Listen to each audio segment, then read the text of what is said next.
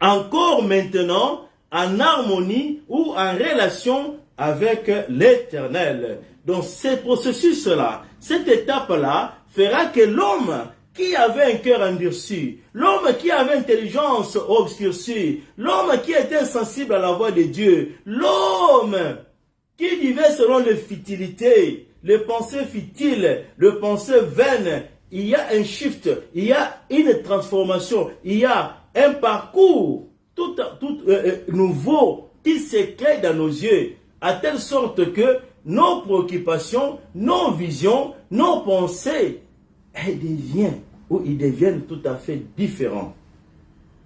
Et les choses qui plaisent au monde, ça ne nous plaît pas.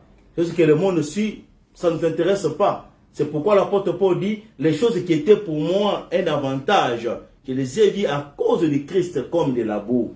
La sagesse du monde, la richesse du monde, la gloire du monde, des choses sur lesquelles les choses sur lesquelles tout ce qu'il faut faire pour acquérir. Pour nous, ça ne nous fait ni chaud ni froid. Puisque maintenant, nous avons une autre vision. Nous avons d'autres priorités. Nous avons d'autres objectifs.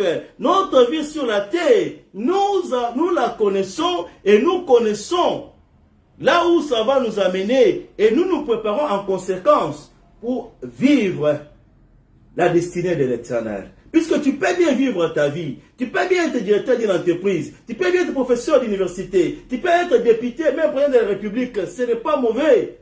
Si c'est ton appel, Dieu donne le pouvoir, Dieu donne la grandeur, Dieu donne l'élévation. Tu peux vivre cette vie-là, mais ça c'est une destinée terrestre. En dehors de ce que tu vis là, en dehors de la recherche auquel tu es en train de te mener pour ces choses, il y a encore une autre vie que tu ne peux pas saisir, que tu ne peux pas comprendre si et seulement si le processus dont nous allons parler maintenant n'a pas pris place dans ta vie.